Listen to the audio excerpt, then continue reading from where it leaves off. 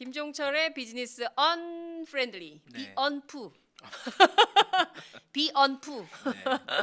네, 시작하겠습니다. 네. 오늘도 어김없이 오마이뉴스 김종철 경제부장님 나오셨습니다. 어서 오십시오. 네. 네. 안녕하세요. 봄이 왔네 봄이 아 노래가 나와요 제가 처음이에요. 제가 팟짱에서 노래한 거 처음이에요. 제가 그동안 김종대, 김창수, 박정호 노래 많이 시켰지만 제가 한 건 처음이거든요. 아니 노래뿐만 아니라 뭐 네. 성대묘사도 하시고 성대모사? 엔터테이너로 이제 그래 정봉주 의원이 저한테 자꾸 저널테이너라고 저널테이너 네, 오 말텐다. 저 기분 나쁘다 그랬어요. 저널리스트다. 그랬더니 저한테 그러더라고요. 기타리스트야? 네, 근데 저널테이너 말 되는데요? 아니, 뭔 소리예요? 아니 근데 제가 콧노래가 나오는 이유가 있습니다. 제가 진짜 걱정했거든요. 선거기일 안 잡힐까봐.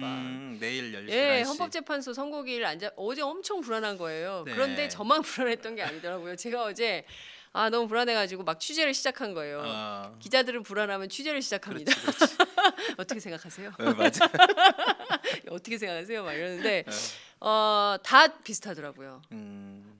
그럼요. 뭐 소식 없어? 오히려. 어제 그래서 정보지가 엄청 돌았잖아요. 맞아요. 엄청 돌았습니다. 근거 없는 정보지가 돌았는데 다 전문 영어로 뻥.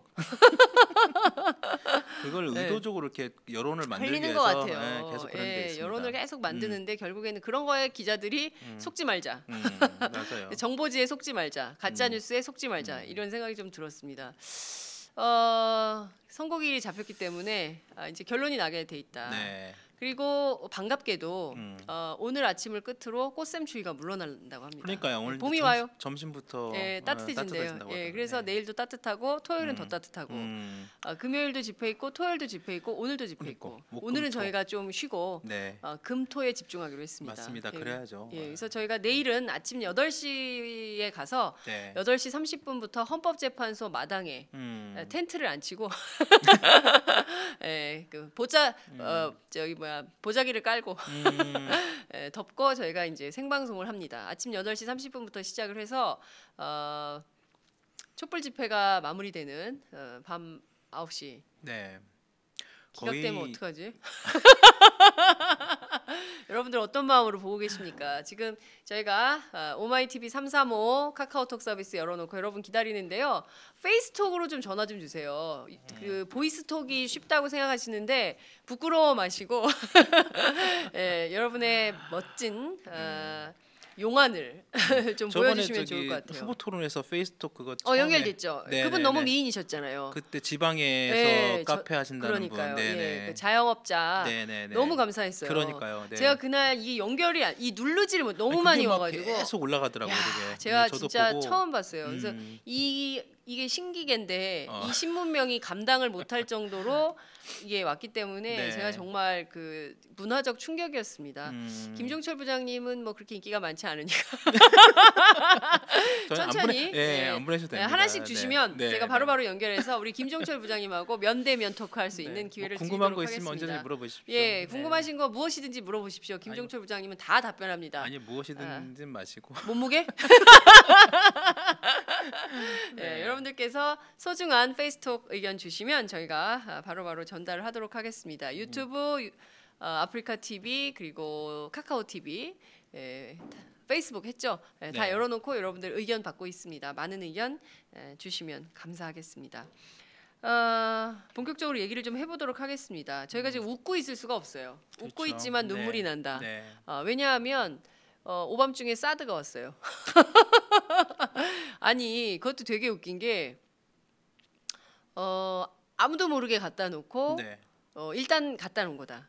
왜 일단 갖다 놓냐? 아직 그 성주에 그 부지 조성도 아직 안 돼 있고 아무것도 없는데 왜 갖다 놨냐? 일단 갖다 놨다. 남북 지금 북한 미사일이 너무 심각해서 갖다 놨다. 아니 그럼 진작 갖다 놓든가. 그러게요.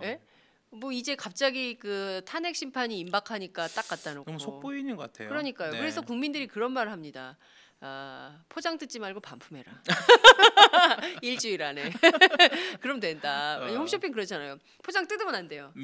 포장이 없더라고. 택 제거하면 안 돼요. 택을 뜨면 택을 제거하면 안 돼요. 옷핀으로 좀 꽂아놓으면 좋은데. 김우정님께서 지금 전화를 하셨어요. 제가 받아볼까요? 전화를 하셨어요? 아니, 그 페이스톡입니다. 네. 김우정님. 안녕하세요. 네, 안녕하세요.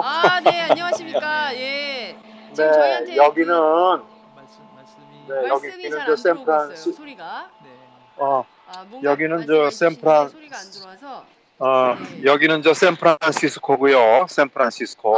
샌프란시스코세요. 네. 네. 지금 거기는 몇 시예요?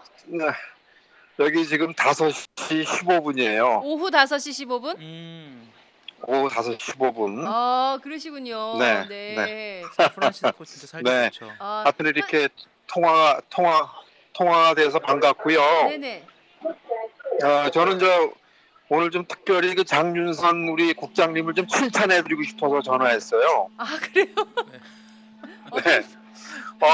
제가 칭찬하고 싶은 것은 정말 가식이 아니라, 정말 그 내공이 있으신 그런 사회를 보시고, 또 그 정치적인 현안이나 그런 거를 그 바쁜 시간에 어떻게 공부를 그렇게 열심히 하시는지, 어떻게 이렇게 총괄적으로 통틀어서 어떤 정치인하고 대화를 해도 이렇게 그 여러 가지 그 지식이나 그런 게 아주 충만해가지고 아닙니다.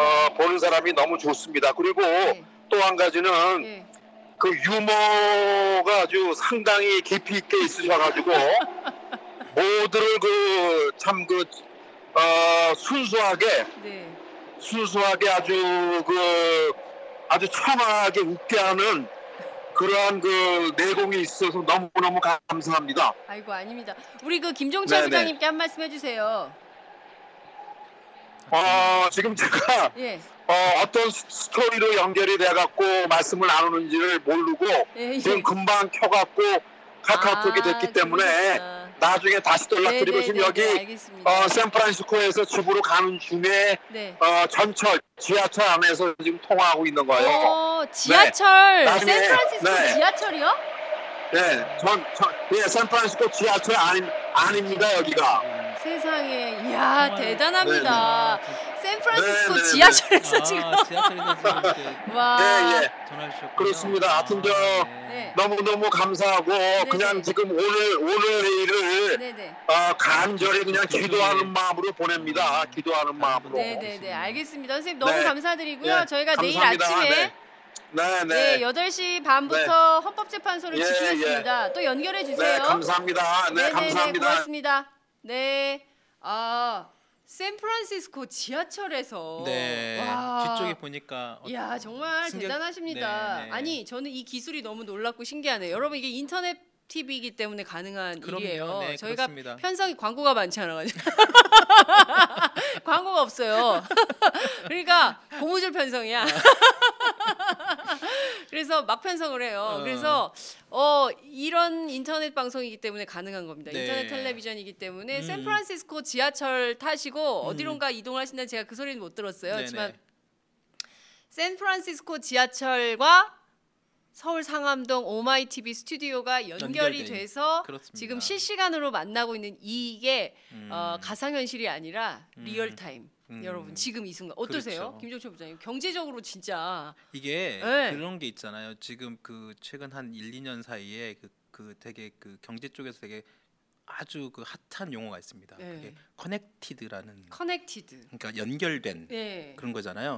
전 세계가 하나의 어떤 그 이 IT 뭐 요즘에 5G라고 하잖아요. 4G LTE 이런 것처럼 IT 기술이 되게 발달되면서 전 세계가 사실상 옛날에 뭐 무역으로 해가지고 뭐 WTO 해가지고 뭐 세계가 하나의 시장이 됐다고 하지만 지금은 사실상 거의 방금 하신 것처럼 시간 1초 단위로 거의 세계가 하나로 연결되는 거죠. 그래서 커넥티드라고 해가지고 뭐든지 뭐 사물뿐만 아니라 모든 인간관계 그다음에 뭐 경제, 현안 모든 것까지 서로 아주 급속하게 연결돼 있는 뭐 샌프란시스코 갔다가 저기 남아프리카 공화국 갔다가 뭐 지금 시애틀에서 연락 왔어. 시애틀. 야 이렇게 연결이 그쪽은... 막 자유롭게 될 줄 알았는데 그날은 너무 이게 많아가지고 연결이 안 됐어요. 그래서 저도 당황하고 다 당황했죠. 하여튼 그 무사히 잘 마쳤고요. 정말 대단하네요. 그러니까 1초 단위로 커넥티드 모든 것이 네트워크로 연결이 돼 있기 그렇습니다. 때문에 이렇게 실시간으로 샌프란시스코 지하철에서 세상에 통화가 아무런 잡음이 없잖아요. 그러니까요. 바로 그렇게 연결이 됐다는 게 정말 대단하다. 이런데 아직도 아마 70년대식으로 정치하는 박근혜 씨가 있으니 이게 참 이걸 어떻게 그러니까 해외 교민들도 거의 사실상 내일 헌법재판소의 그런 탄핵 맞습니다. 심판을 실시간으로 다 보실 수 있을 겁니다. 그렇습니다. 내일은 여러분 주무시지 마십시오. 내일은 좀 뜬 눈으로 보내시거나 아니면 좀 일찍 청하셨다가 외국에 계신 분들은 일찌감치 일어나셔가지고요. 저희 그 애청자들 뭐 굉장히 멀리서는 칠레에서도 저희 방송 함께 하시는 애청자분도 계시고 그러시는데요. 내일은 모든 우리가 우주의 기운을 모아서 헌법재판소로 달려가서 이 국민의 뜻을 좀 받아들이는 헌법재판 결정이 선고가 내려져야 된다고 생각해. 아니 이게 만약에 상식의 판단은 기각을 한다면 어떻게 되는 거예요? 그 상황은 기각을 하면 1+1 그러니까 막 정유라 씨 같은 사람들 막 말 사줘도 되고 돈이면 다 되고 그다음에 대통령이 뭐 예순씨라 이 사람이 어떤지 좀 봐봐라 막 이러면서 인사자료 다 넘겨주고 국가기밀자료 다 넘겨주고 둘이서 짬짬해서 알아서 다 하고 아니 진짜 참 나쁜 사람 해서 국과장도 다 잘라버리고 이래도 되는 나라가 되는 거예요. 지난 월요일날 특검이 발표한 수사 발표 내용만 보시면 기함을 알려주시요. 어떤 일이 있었는지는 아마 대충 아실 거고요. 이미 그러니까요. 언론 보도를 통해서 많이 나왔기 때문에 오늘도 심각한 뉴스 나왔잖아요. 국정원장, 이병호 국정원장 어디다 돈을 대요? 국민 세금으로. 그러니까요. 세상에 그렇게 나쁜 사람들이야 진짜. 그렇지 않아요? 맞습니다. 저만 이렇게 생각합니까? 물론 또 반대쪽에 계신 분들은 또 다르게 해석할지 모르겠습니다만 아니 근데 이건 사실이잖아요. 그렇죠. 중요한 세금을 가지고 사실관계만 명확하게 보시면 돼요. 다 떠나서 사실에 충실한 언론 오마이 TV입니다, 여러분. 저희가 딴소리 하지 않습니다. 사실만 갖고 평론을 하는 것이죠. 본격적인 얘기를 좀 해보겠습니다. 앞서 이제 저희가 사드 얘기하다가 갑자기 샌프란시스코에서 전화 거는 바람에 그랬는데요. 지금 매우 심각해요. 오밤중에 갑자기 사드가 와 있고 그 경제보복이라는 이름으로 이것도 사실 온당한 것은 아니죠. 그렇습니다. 그렇죠. 그 안보 문제를 왜 경제 가지고 이렇게 난리를 치는지 모르겠지만 이 손해가 어마어마한 이런 상황입니다. 실제로 지금 나온 데이터를 보면 어느 정도로 심각한 건가요? 그러니까 이게 뭐 중국이 지금 우리나라를 상대로 경제 보복을 지금 아주 본격적으로 좀 하고 있잖아요. 지금 보도를 지금 아마 국민들도 많이 보셨을 테고 제가 또 아까 말씀하신 것처럼 뭐 헌재 판결에 대한 뭐 그런 궁금증도 있지만 또 경제 쪽에서는 이 또 사드의 영향 이런 굉장히 또 궁금할 수밖에 없어서 전문가분들 몇 분을 전화 좀 드려봤어요. 이걸 어떻게 보시는지 우리 경제 전문가들은. 근데 대체로 말씀하시는 게 지금 중국 경제 보복은 이제 시작 단계라는 거예요. 지금 하는 게 시작 단계라는 거죠. 지금 전체 한 10단계 정도로 그냥 보면 지금 한 3, 4단계 정도 수준 정도밖에 안 왔다는 거예요. 근데 지금 벌써 이 난리가 나는 거 아니에요, 지금? 아니 끝나는 거 아니고 이제 시작이에요. 이제 시작. 그러니까 중국 정부는 공식적으로 우리한테 공식적으로 한국에 대해서 경제 보복을 한다는 얘기를 한 마디도 하지 않고 있습니다. 지금 다만 인터넷과 이런 쪽에서 지금 그 공식적으로는 그 이번에 그 중국 외국 대변인도 그런 말을 했잖아요. 다만 한국이 계속 이런 식으로 가면 안보든 뭐든 더 어려워질 것이다라는 식으로 얘기만 하고 있지. 한국을 상대로 경제 보복하겠다는 그런 내용들 절대 하지는 않고 있습니다. 공식적으로.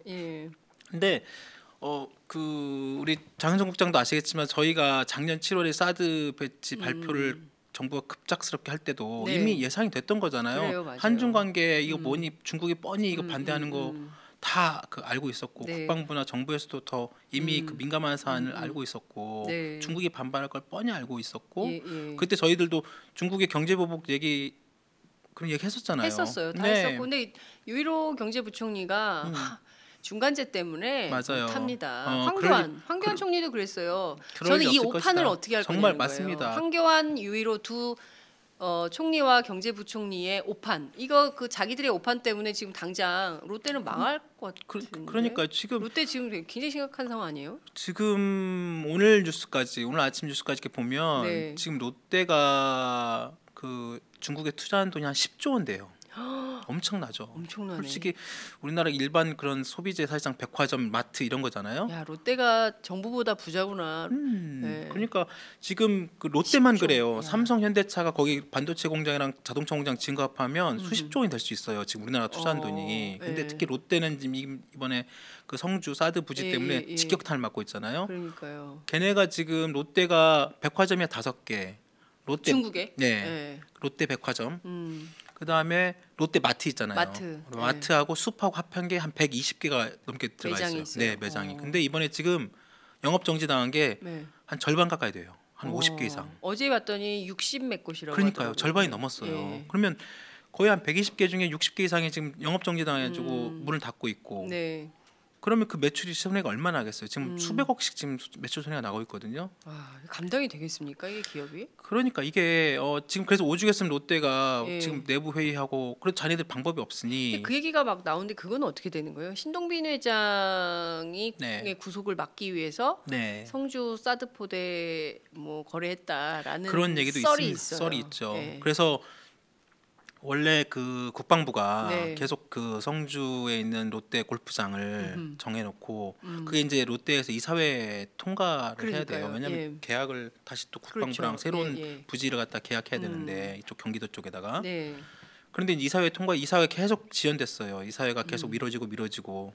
그래서 왜냐하면 롯데 입장에서는 중국 사업이 지금 10조 원 이상 투자된 되게 어마어마한 시장인데 정말로 뭐 이거 아무 대책 없이 그냥 무작정 정부 내용들 받았다가 중국 시장에서 정말 우리 망하면 어떻게 할 건지 아무런 대책이 없는 거죠. 롯데도. 그리고 그걸 이제 일부에서 보면 그게 이제 이 특검과 연결돼 있고 특검과 롯데 또 여러 가지 그 신동빈 또 그쪽 부자들 또 뭐 비자금 문제까지 같이 연결돼 있어서 일부 롯데가 지금 정부 쪽 상대로 맞습니다. 롯데 비자금 뭐 그런 부분 연결돼 있고 이번 또 K 스포츠 미르재단 또 그 내용도 있잖아요. 그러니까 박영수 특검 2라운드 시즌 2 해가지고 싹 다 조사해서 전부 깨끗한 기업 만들어야 되는 거 아니에요? 명확하게 그것도 확인이 돼야 되죠.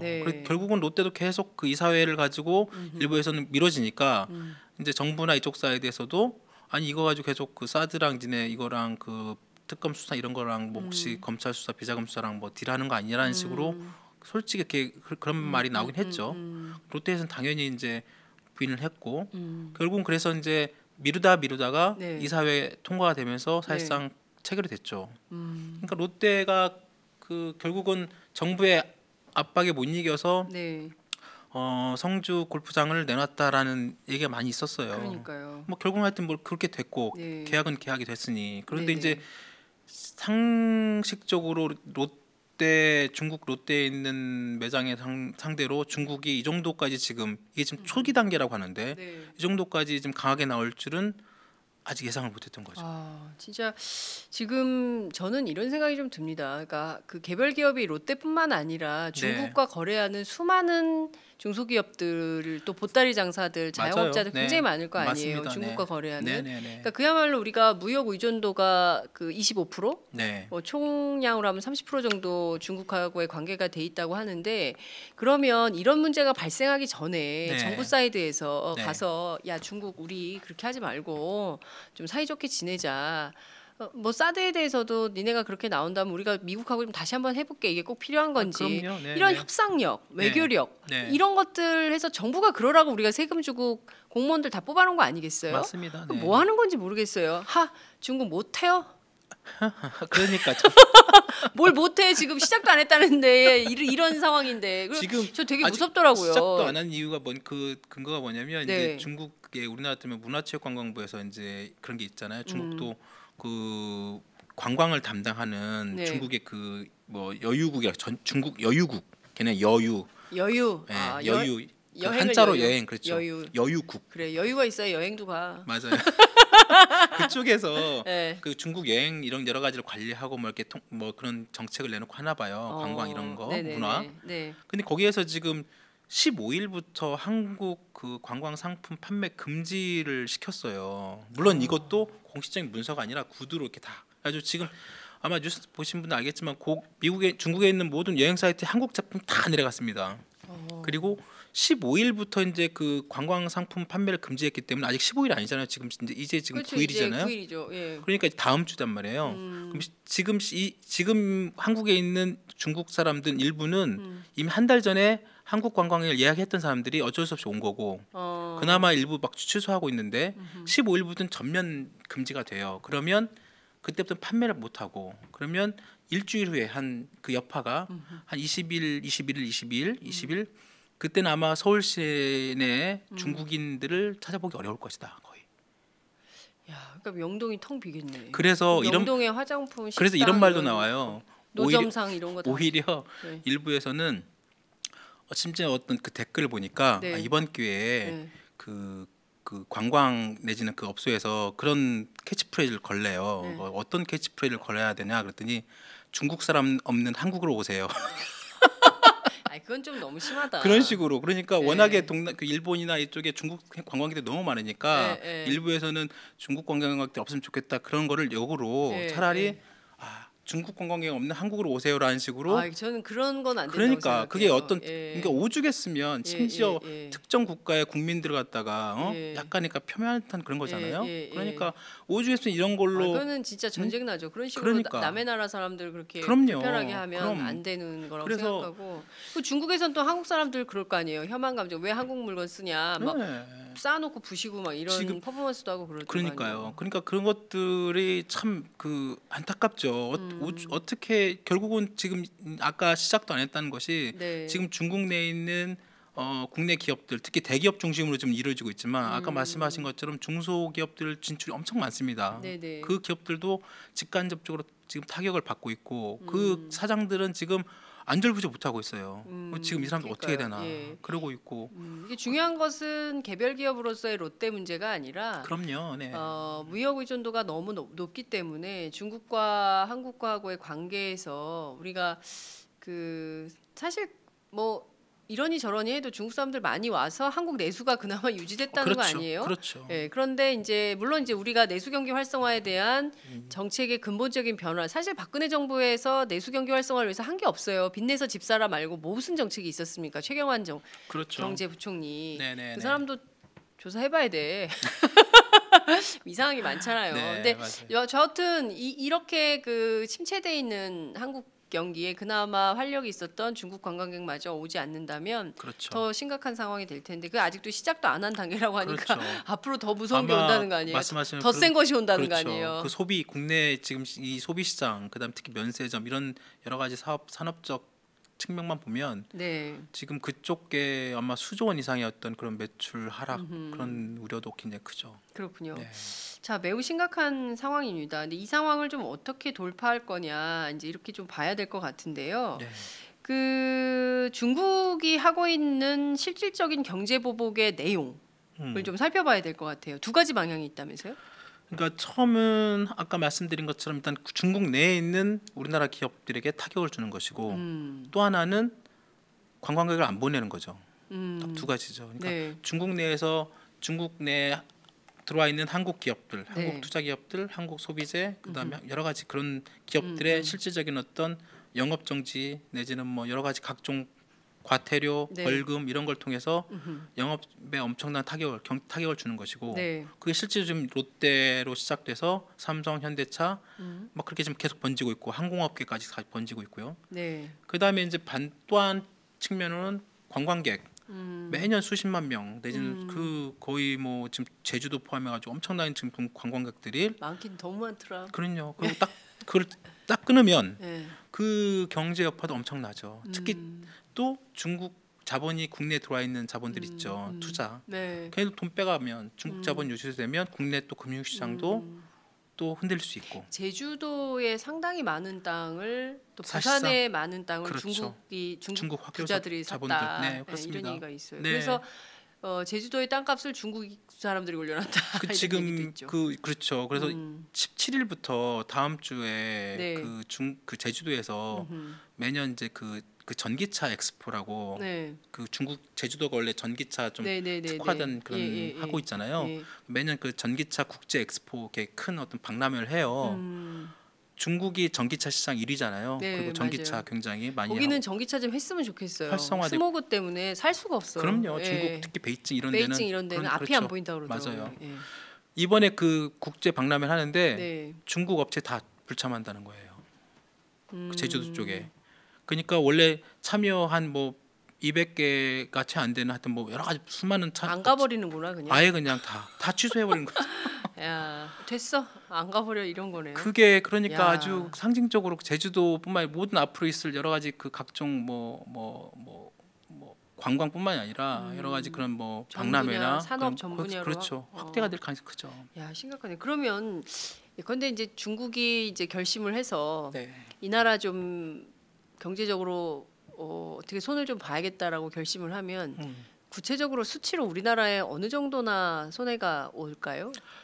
그게 예전에 이제 그 사례들이 있었어요. 네. 그러니까 아시다시피 연구소들이 그 일본에 이제 그 옛날 중국하고 일본하고 한참 시끄러웠을 때, 그러니까 일본 막 토요타 자동차 부수고 그때 센카쿠엘도 분쟁 때 그래가지고 일본의 그 기업들, 특히 중국 안에 들어있는 그 일본 기업들 상대로 중국이 엄청난 특히 히토류 아예 그냥 그 수출을 아예 금지를 해버렸잖아요. 노르웨이도 옛날에 연어 안 먹어버렸다 그러던데. 그러니까요. 중국이 연어 안 먹어버려. 노르웨이 연어를 중국이 안 먹어버리니까 노르웨이 정부가 난리가 나가지고 나중에 그렇죠. 이제 중국을 엄청 도와줘서 결국에는 이거를 문 여는데 노르웨이가 거의 막 그랬다고 맞아요. 예. 그러니까 자기네 특히 히토류 같은 경우에도 일본에서는 굉장히 중요한 어떤 그 제조업의 중요한 자료 원료인데 중국이 그걸 딱 수출 금지 해버리니까 일본이 제품을 못 만드는 거예요. 중요한 어떤 그 기계 제품을 그 원료가 있어야 기계 제품을 만들고 그 기계 제품을 수출해야 일본이 되게 잘 되는데 그걸 딱 막아버리니까 그때 엄청 시끄러웠죠. 근데 중국 대단하다. 그냥 안 써, 안 먹어, 안 가. 그렇죠. 3금이네.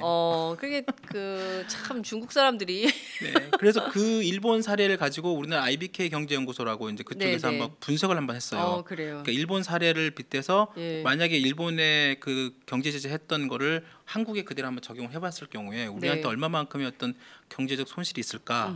그래서 엊그제 그 연구소에서 이제 그 보고서를 냈는데 그 보고서 내용이 그거예요. 중국 내 반환 감정 확산과 영향 뭐 이런 건데. 요지를 말씀드리면 결국은 중국이 지금 현재 경제 보복을 일본 수준 그 정도 수준만 해도 우리나라가 지금 입을 피해가 한 150억 달러. 이걸 우리나라 돈으로 환산하면 한 17조 원. 17조 원이 말이 17조 원이지. 말이 17조지. 정말 큰 돈이거든요. 그게 GDP 우리나라 경제 성장률을 따지면 한 1%포인트가 떨어진대요. 우리나라 올해 경제 성장률 성장 목표치가 2.6%거든요. 2.6%에서 1.1%포인트를 떨어뜨리면 1.6%면 엄청나요. 솔직히. 심각한 거죠. 지금 가뜩이나 너무 힘든데 그렇죠. 여기서 중국 영향으로 성장률을 갖다가 1%포인트를 떨어뜨린다는 건 한 나라에 엄청난 거죠. 솔직히 말이 그렇지. 다리 하나 분지르는 거네 그냥. 그러면 우리나라 뭐 0.1%, 0.2%는 올리기 엄청 힘든데 그 1%포인트를 떨어뜨린다? 그거는 솔직히 우리 국민들 지금 수치로 말씀드린 것이 이렇게 잘 와닿지 않았겠지만 진짜 그거 엄청난 건데 이렇게 엄청난 상황에 바로 직면할 수 있는데 왜 유일호 부총리는 그런 말도 안 되는 소리를 한 거죠? 저는 그게 진짜 너무 화가 나네요. 정말 나이브한 거죠. 정말. 아니 그 나이브한 게 아니라 무책임한 거죠. 무책임하고 정말 그러니까 이게 설마 그러겠어라는 식의. 그리고 그 수많은 경제연구소들 민간경제연구소 그리고 국가경제연구소에서 수많은 자료와 정보가 올라갔을 텐데 일국의 경제수장이라는 사람이 그거 별 영향이 없다라고 그 국회를 얼마나 우습게 보는 거예요. 그 국회를 우습게 본다는 건 국민을 우습게 본다는 거거든요. 아니 국회 정말로 어제 사드 들어올 때 똑같은 거 아니에요? 한민구 장관 보세요. 그 국방위에서 의원들이 모른데.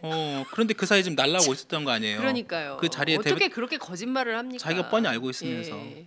물론 지금 들어오고 있습니다라고 말하기 좀 기밀 사항이면 비공개가 됐든 국회의원들하고는 아니죠. 그렇게 하면 안 되는 거죠. 사드라는 그 엄청난 무기가 들어오는데 어떻게 그렇게 무책임하게 모른다라고 뻔뻔하게 얘기를 할 수 있습니까? 그거는 국민을 기만한 거예요. 그러니까 이번에 최순실 들여올지 말지 들어온다면 어떻게 들어올지 언제 들어올지 이걸 다 국민들한테 공개해야죠. 보고를 하고 공개를 해야죠. 그래서 맞습니다. 국민들의 동의하에 이 무기가 정말 필요한 무기여서 우리에게 정말 당장에 있지 않으면 안 되는 무기라고 판단하면 그때 국방부 장관이 국민적 동의를 거쳐서 갖고 오는 거지. 그럼요. 자기가 뭔데? 임의로 판단해가지고 갖다 놓고 야 그런 줄 알아 갖다 놨어 땡. 그리고 되게 웃기는 게요. 저는 이렇다면 이해를 하겠어요. 사드가 북한은 적국이니까 네. 북한을 모르게 하기 위해서 북한에게 기밀 무기가 누설되면 안 되니까 북한을 네. 모르게 하기 위해서 비밀리에 가져와가지고 북한 모르게 빵 쏜다. 물론 이제 사드 자체는 날아오는 무기를 방어하는 거지만 무기 체계가 네. 그게 아니라 국민 모르게 아니 북한을 속이는 게 아니라 국민과 국회를 속인 거 아니에요. 우리 국민들 모르게. 아니 뭐 사드가 정말로 우리 지금 이 한반도에 필요한지 안 필요한지는 이미 종창 토크 우리 네. 김용대 의원과 우리 네. 김창수 원장님이 아주 설명을 매주 설명하고 하셨기 때문에 정말 우리 여기 시청자분 다 아실 거예요. 네. 정말 그 불필요함 이런 부분들은 당연히 아실 것 같은데. 근데 정말 재미있는 게 우리는 북한 때문에 북한의 핵과 미사일 때문에 사드를 들여온다고 하는데 네. 중국이 제일 반발해.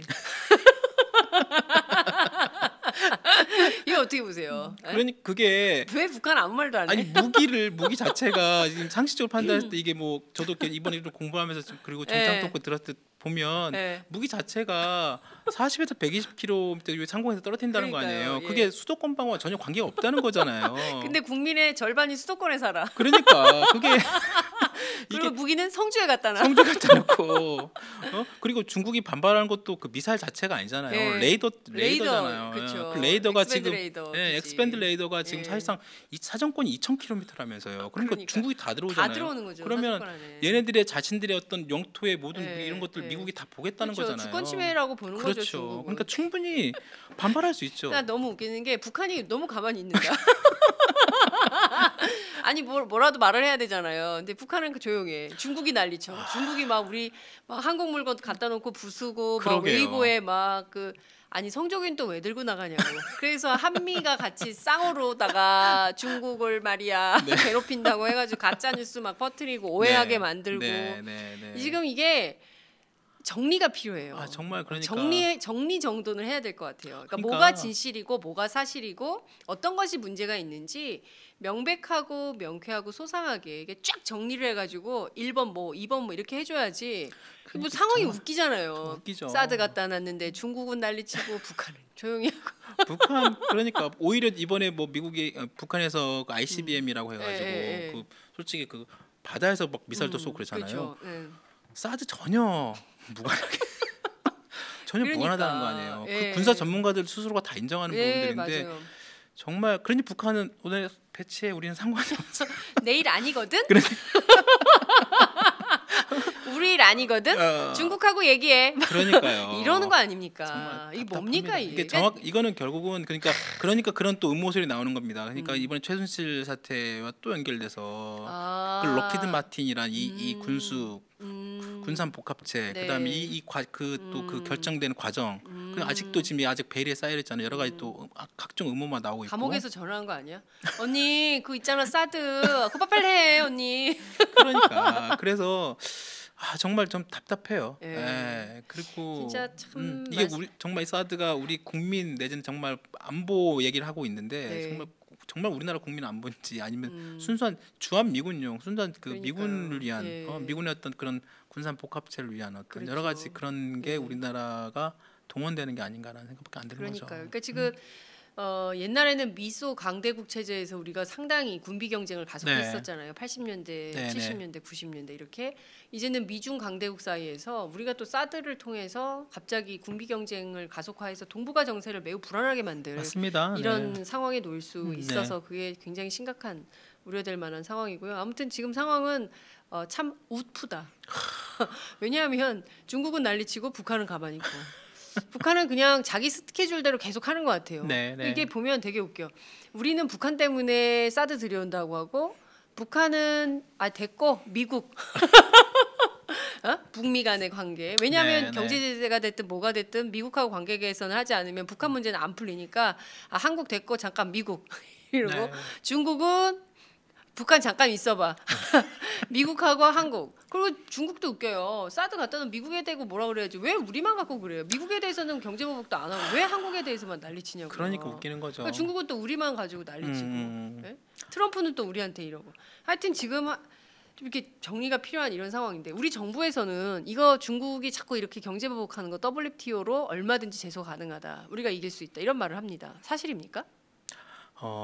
그 송기옥 그 민변에 있는 국제통상 변호사 그분이 계시잖아요. 그게 그분이 한미 FTA나 뭐 여러 가지 FTA 이런 그 국제무역규범에 되게 전문가신데 그분이 말씀하셨어요. 말도 안 되는 얘기하고 있다고. 그래서 시끄러. 네, 그 말씀하신 것처럼 어제 정부 여당이 그런 말을 했죠. 이거 뭐 WTO 제소도 하고 뭐 할 수 있다. 그 송기호 변호사 말은 이거예요. 사드 문제는 이게 안보 이슈잖아요. 그렇죠. 안보 이슈고 이거 외교적으로 풀어야 되는데 이걸 WTO나 FTA 쪽으로 갖고 가면 그 규정 안에 규범 안에 이런 게 있대요. 자국의 중대한 안보 문제, 안보 이익을 위해서 필요한 어떤 통상 규제 조치를 할 수 있다고 돼 있어요. 그러니까 우리는 백날 이것이 문제가 있고 이것이 뭐 그 WTO나 아니면 FTA 그쪽에 뭐 WTO 그 국제 무역 분쟁 그쪽에 제소하고 하면 먹힐 것처럼 얘기하지만 WTO 그 문구 안에 안보상의 이익이라는 이 규정 때문에 무역에 예외 조항을 주고 있다는 거예요. 안보는 WTO. 예외다. 그러니까 안보 문제는 예외니까 여기에 대해서 해당 국가가 그 다른 국가의 상대로 어떤 통상 규제 이런 걸 하는 것은 빠지는 거죠. 그러니까 우리 정말 저는 물론 산업통상자원부나 이쪽 공무원들도 그런 부분들을 분명히 알고 있을 거예요. 내용들 알면서도 이런다는 게 더 얄미운 거죠. 그러니까 국민들 호도하는 거죠. 여러 이거 우리 이런 식으로도 우리가 정부가 무슨 일을 하고 있다는 걸 보여주려고 하는 것 같은데. 제스처.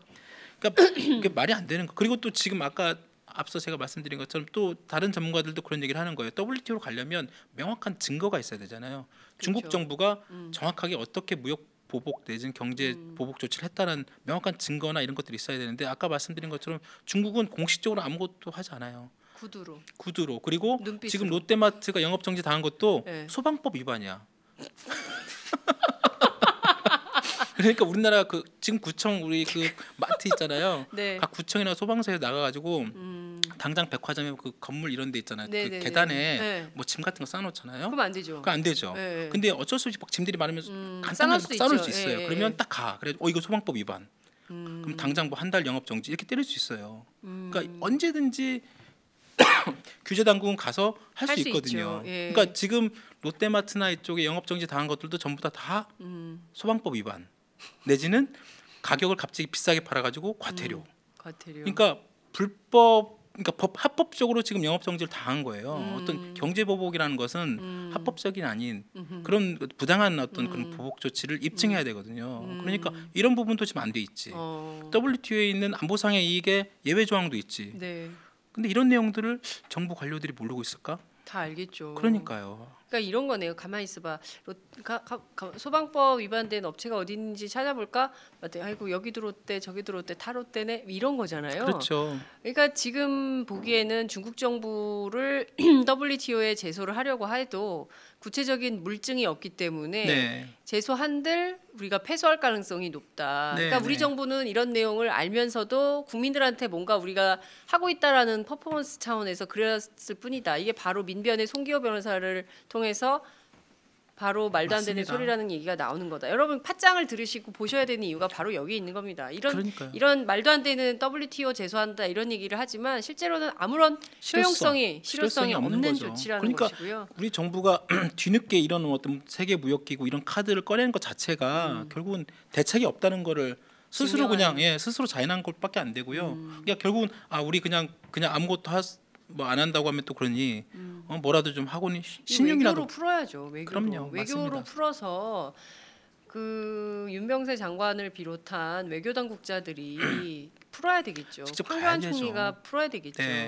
이게 외교안보문이 불거지면 미국 가서 설득하고 중국 가서 설득해야죠. 그러니까 이미 사드가 정말로 배치가 될 수밖에 없다고 지금 뭐 됐다고 하면 그러면 중국에 레이더가 문제면 우리가 그쪽에 일기에서 뭐 협상을 해가지고 미국 쪽에서는 레이더 반경을 뭐 줄인다거나 아니면 어떤 기술적으로 중국을 안심시킬 수 있는 방법을 가지고 온다든가 중국 쪽에 가가지고 우리가 이 정도는 하겠다. 북한 정도만 정말 북한의 안보 위협 이런 부분들만 커버할 수 있는 정도 너희들이 오해하지 않을 정도로 하겠다는 식으로 외교적으로 설득할 수 있는 그 채널을 가동하든지 어떤 식으로 푸는 그런 모습은 보이지 않고 그냥 가만히 있는 거죠. 그러니까 안 되는 것만 가지고 와가지고 얘기 안 되는 것만 가지고 와서 한다고 하니 우리가 앞서 이제 말씀 주신 대로 커넥티드 사회예요.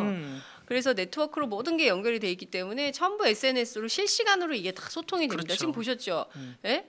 그 샌프란시스코 지하철에서 바로 전화를 해가지고 서울 상암동에 오마이TV 스튜디오하고 현장 연결을 하는 이런 세상인데 그렇죠. 되도 않는 소리를 계속 하니까 국민들이 실시간으로 전부 보고 왜 이렇게 황당한 짓을 하는 거야. 이제 민주주의 안 할 수가 없습니다. 맞습니다. 이렇게 네. 다 바로 소통이 되기 때문에요. 거짓말하는 거 30초면 뽀록이 나요. 그렇죠. 예, 거짓말하면은 1분 기사가 바로 뜨지 않습니까? 팩트 체킹. 네. 피노키오 코가 계속 길어져.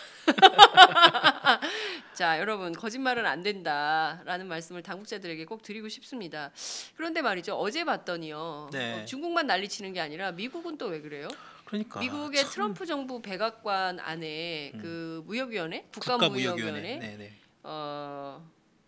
삼성전자, LG를 콕 찍어서 네. 사기꾼이라고 그랬어요. 무역 사기 하지 마라. 그렇죠. 뭐예요 이건 또? 그 피터 나바로라는 아까 말씀하신 나바로? 것처럼, 네, 나바로. 나로호는 아는데. 그렇죠. 나로호. 이분은 나바로. 나바로. 네. 네. 나바로 씨? 나바로 씨 그렇죠. 네. 국가무역위원회 그 위원장. 위원장이죠. 네.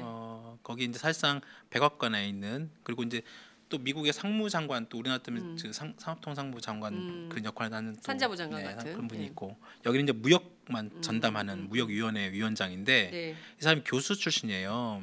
그 전형적인 어떤 보호무역주의를 아주 주창해온 그러니까 트럼프의 전형적 인맥이죠. 네. 그러니까 지금 트럼프의 보호무역주의를 사실상 이론적으로 정립하고 실천하는 사람이 이 사람이에요. 트럼프의 그래서 싱크탱크. 그렇죠. 피터 나바로 교수 이 사람이 지금 무역위원 위원장이 됐는데 네. 어떤 이제 그 전국 경제인연합회 우리나라 따지면 네. 전국 경제인연합회 재벌가 아니지만 하여튼 미국 경제인협회 이런 어떤 모임에서 경총 같은 건가? 그렇죠. 약간 네. 경총 같은 거. 그 모임에서 이제 연설을 한 거죠. 그래서 무역위원장 이제 모셔다 놓고 얘기했겠죠. 우리 네. 미국 기업들 입장에서 보면 어떻게 무역을 풀어갈 거냐. 그 과정에서 이제 아까 말씀하신 삼성과 LG 얘기가 나옵니다. 그러니까 무역 적자가 우리 무역 적자가 너무 심하고 우리랑 무역하는 중국, 한국, 뭐 독일, 인도 이런 나라들과 무역을 하는데 우리가 무역 적자가 너무 심하고 무역 적자가 심한 이유는 결국은 아주 싼 어떤 그런 제품들이 무자비로 미국에 들어오고 있고 그래서 뭐 미국의 일자리가 사라지고 있다는 그 기본적인 바탕에 보고 있는 거고 그 대표적인 기업으로 삼성과 LG를 딱 집은 거예요. 네. 특히 그 가전시장 미국의 그 뭐 세탁기, 냉장고 이런 거 있잖아요. 삼성, LG 쪽이 되게 강하잖아요. 그렇죠. 물론 휴대폰은 삼성 만들죠. 가르지만, 그 미국에는 월풀이라는 월풀 되게 유명한 세계적으로 좀 그동안 역사가 있는 되게 큰 월풀 냉장고. 맞습니다. 한때 뭐 혼수 1위고 뭐 그랬었어요. 뭐 있는 집 사람들 뭐 사고 부자들. 그렇죠. 그 월풀이 그 되게 과거에 잘 나갔던 어떤 미국의 그 백색가전 기업들이었죠. 근데 이제 이게 삼성, LG가 들어오면서 밀렸구나. 경쟁이 안 되는 거지. 그리고 또 삼성이 거의 또 비싸잖아요. 비싸기도 하고 또 삼성이 또 되게 트렌드를 우리나라 제품들이 잘 만들잖아요. 그래서 어느 순간 우리나라 사람들이 일은 잘해. 시장이 역전됐어요. 맞아요. 그래서 가전 시장에 삼성이 1위가 되고 미국에서 네. 그 세탁기를 LG. 완전 그리고 LG 뭐 거기 통돌이? 통돌이 그렇죠. 그 트롬 뭐 이거 있잖아요. 그런 것들이 그러니까 미국 제품이 되게 튼튼한데 되게 투박하고 그래 좀 촌스러워. 섬유가 막 손산된다는 거야. 미국은 참 그런 게 촌스러워. 옷도 그렇게 촌스러워. 맞아요. 어떻게 이렇게 그런 핑크색 바지를 누가 입냐? 그래서 삼성에서 LG 이쪽에서 죄송해요. 그래서 아니 좀 우리 관점에서 죄송합니다. 세탁기와 이런 것들이 되게 잘 나온 거죠. 그러니까 시장에서 그 미국 소비자들이 삼성, LG 세탁기를 막 사는 거예요. 냉장고 사고 막 그다음에 청소기 막 돌리고 그러니까 어느 순간 시장이 역전돼 가지고 미국 월풀이 시장을 뺏겼어요. 살짝 이리저리 뺏겼어요. 그러니까 이제 그쪽에 난리가 난 거죠. 그쪽 그 기업이나 그쪽 좀 노동자들이 그렇고 그러니까 이제 대놓고 이제 무역위원장이 딱 집어서 삼성, LG가 최근에 이제 올 초에 반덤핑 관세를 매겼어요. 삼성, LG가 이쪽 세탁기 팔면서 너희들이 덤핑해가지고 가격을 후려쳐서 미국 시장에 판다. 그래서 싸게 판다. 50% 30%씩 세금을 관세를 매겨요. 그러니까 삼성, LG는 그것도 감당하기가 어렵잖아요. 그렇죠, 쉽지 않죠. 그래서 중국에서 만드는 세탁기를 베트남하고 인도로 옮깁니다. 그쪽으로 옮겨가지고 아예 이제 그 공장을 분리해가지고 우리 이제 덤핑 안 한다 가지고 좀 더 싼 똑같은 저임금 노동력 있는 베트남하고 그쪽에서 나쁜 놈들이 아니. 뭐 삼성 LG 입장에서는 어차피 미국 시장 포기할 수 없으니까 그쪽으로 다시 생산시설을 옮겨가지고 거기 이렇게 저임금 노동 구조로. 그렇죠. 그건 좀 나쁘네요. 그렇게 파는 거니까 또 미국이 나바로 위원장이 아까 말씀하신 것처럼 트레이드 치팅 무역 사기다 이거는. 니네들이 그 덤핑을 어차피 시장 바꿔가지고 또 다시 똑같은 물건 이렇게 팔 거면서 왜 이런 식으로 또 하느냐라고. 나바로가 틀린 말은 아니네. 그렇죠. 근데 이제 글로벌 기업들은 또 그렇게 가는 거잖아요. 그러니까 뭐 굉장히 고부가 가치 어떤 휴대폰도 베트남에서 생산한 마등인데 세탁기 이런 거 하나 그런 그 커다란 어떤 그 뭐 100만 원, 150만 원인데 막 10년씩 쓰면 어쩔 수 없이 저임금 노동력 그쪽 시장으로 갈 수밖에 없는 거죠. 그런데 그걸 가지고 이제 미국에서는 이제 무역 사기다 해가지고 지금 보복을 한다는 거 아니에요. 미국에서도. 이것뿐만이 아니라 또 한미 FTA도 지금 이제 또 걸고 재협상을 하겠다는 거 아니에요. 그러니까 그렇죠. 미국이나 아까 중국도 경제 보복 들어오고 미국은 지금 이미 우리나라 국내 기업들 그다음에 FTA 통해 가지고 한국 상대로 또 무역 제재를 준비하고 있고 그 우리나라는 미국 사드 배치하면서 미국한테 경제 보복 당하고 중국에 또 경제 보복 당하고 완전히 샌드위치가 된 거죠. 그렇죠. 그러니까 근데 보면 우리 민족사를 쭉 보면 반만 년 넘는 우리 역사에서 보면 늘 강대국들에게 끼어가지고 그렇죠. 할 말 못하고 경우에 따라서는 식민 지배도 36년이나 그렇죠. 일본한테 당하고 이렇게 살아온 수탈의 나라예요. 그렇죠. 뭐 여기서 뜯어먹고 저기서 뜯어먹고 수탈의 역사죠. 수탈의 역사를 가져왔는데 이제 더 이상은 그렇게는 우리가 못하겠다. 왜냐하면 우리 국민들이 너무 영민해요. 그리고 맞습니다. 굉장히 성실하고 그리고 똑똑하고 기술이 좋습니다. 기술이 좋고 손기술이 좋고 이런 민족의 자산이 있는 나라고 문화적으로 또 찬란하고 품격을 그렇죠. 따지는 나라고 그렇기 때문에 이제 더 이상 좀 우리가 할 수 있는 거는 이게 우리가 반도 국가의 운명을 피할 수 없잖아요.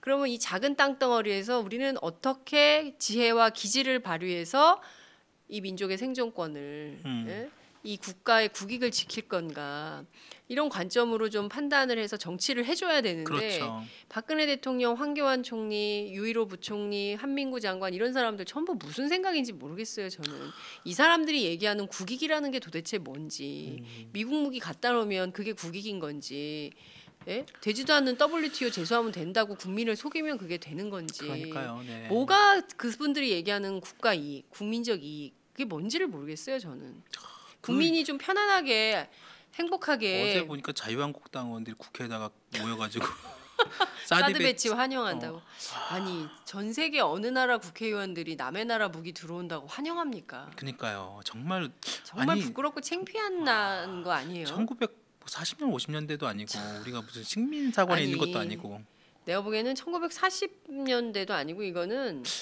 고종 구한말에 일제에 찬양하던 친일파들이나 하던 정말 무슨 그 말도 안 되는 짓을 저는 한다고 생각하고요. 아니, 우리 스스로 충분히 그 자주국방이나 아니 그동안 국방비 다 어디다 쓴 거예요. 그러니까요. 1년에 지금 수백조가 지금 들어간 거 아니에요. 그러니까요. 수십년 걸쳐서. 그리고 북한보다 10배 이상의 국방비를 쓰고 있어요. 그 돈 다 어디다 쓴 거예요. 그 돈 다 뭐 한 겁니까? 그러니까 그런 것들에 대한 어떤 뭐 10,000원짜리를 막 10만 원짜리 주고 사고 술탄을 열려고 그러는데 열리지가 않고 노트북을 우리 종창 토크에서 엄청 나왔잖아요. 그렇죠, 맞아요. 비가 줄줄 새고 말이야. 그 군화도 말도 안 되는 거 신기고. 군복으로. 하여간 돈을 엉뚱한 데다 쓰고 있는 거예요. 맞습니다. 국민 세금을 진짜 뼈 빠지게 국민들이 일해가지고 세금 내면 그 세금을 전부 헛돈을 쓰는 거예요. 이게 철저하게 감시하고 국방 예산 도대체 어디다 쓰는 겁니까? 그러니까 제대로 그 동안에 그 돈 모아가지고 제대로 된 기술 개발이나 제대로 된 그런 걸 제대로 했으면 자주국방 충분히 하고도 남죠. 맞습니다. 여태 안 가져오잖아요. 그러니까요. 왜 작전권을 못 가져옵니까? 이렇게 OECD에서 11번째나 잘 사는 나라에서. 저는 정말 답답하고요. 이 나라 이렇게 적폐청산 이거 이제 끝내고 내일이네요. 끝내고 내일. 좀 새로운 대한민국 어떻게 우리의 국가 비전을 가져갈 건지 정치는 어떻게 할 건지 우리 국민들이 눈 똑바로 뜨고 감시하자고요. 국방비면 국방비, 그다음에 정부 예산 네, 다 어디다 쓰는지 왜 자꾸 쓸데없이 아스팔트 깔고 도로 놓고 그게 정말 필요한 건지 타당성 이번에 다 해봐야 돼요. 최순실 예산이 지금 수조 원이라는 거 아니에요? 그러니까요. 네. 싹 다 깎아. 이미 상당 부분 좀 깎았다 네. 하더라도 아직도 여전히 남아 여전히 있고. 남아 있다는 거죠. 그러니까 최순실 씨가 지금 아주 그 법을 바꿔가지고 꾸준하게 그 정부 세금, 국민의 세금을 갖다 자신들이 어떤 그냥 누구 표현대로 예산에 빨대를 딱 꽂아놓고 그냥 빨기만 하면 계속 돈 뚝뚝 빨아먹었어요.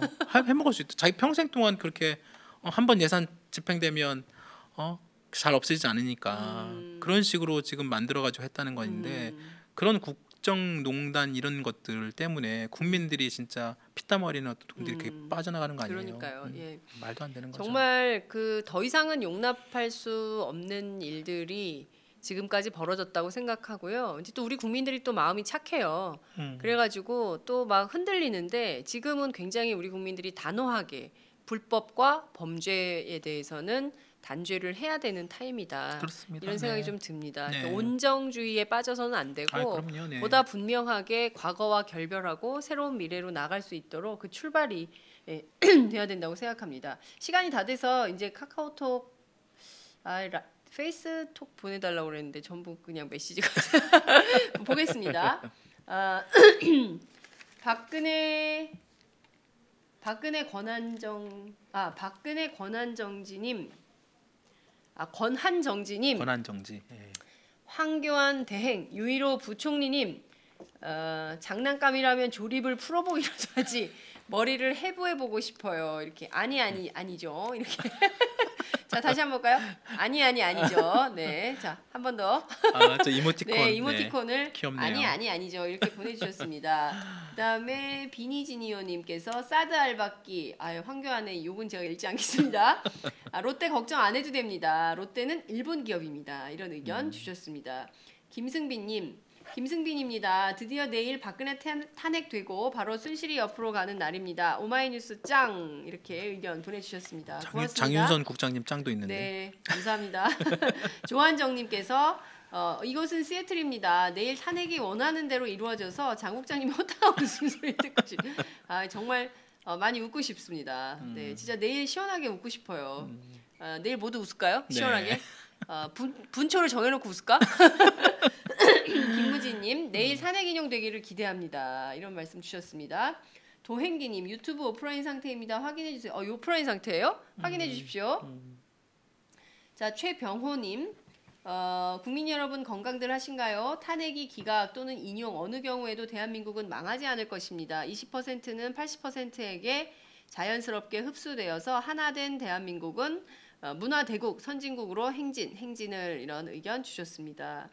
이준성님께서 오늘도 장윤선 기자님의 팟짱 보고 있어요. 오늘도 잘 볼게요 하셨습니다. 네, 고맙습니다. 많은 분들께서 의견 주셨고요. 저희들 늘 함께 해주셔서 감사합니다. 내일 저희가 아침 8시 30분에 헌법재판소 마당에서 헌재 마당에서 여러분들과 함께 생방송으로 탄핵 심판 선고 전 과정을 그리고 또 이후에 있을 촛불 집회까지 저희가 생방송으로 보내드리겠습니다. 오실 수 있는 분들은 광화문 현장에 함께 오시면 좋을 것 같고요. 평일이고 또 오시기 어려우신 분들은 저희 오마이TV로 함께 해주시면 좋을 것 같습니다. 특히 해외에서 보시는 우리 해외 동포 분들께서는 고국의 상황이 어떻게 되는지 실시간으로 저희가 보여드릴 테니까요. 꼭 함께 해주시면 좋겠다는 당부의 말씀 드립니다. 자, 오늘 말씀 여기까지 들을까요? 네. 네, 고맙습니다. 네, 감사합니다.